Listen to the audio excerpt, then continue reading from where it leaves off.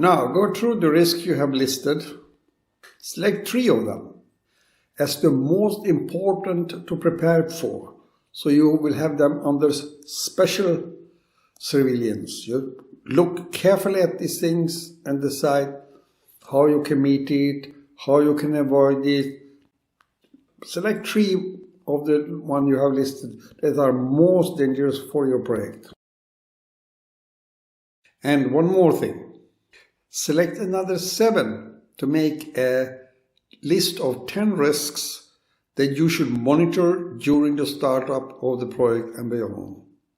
To monitor it means that you on a regular basis, every week, every month, maybe more likely.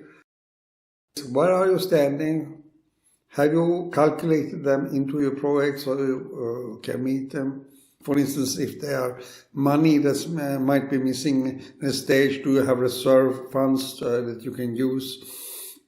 Or if there's some competition issue that you need to handle. So make these 10 risks lists now. Do you need to change anything in your business idea or your business plan? Then you can do it now based on the new risk analysis you have done. Otherwise, you can do it later because this course still has several other parts, other main parts that we are going to go through.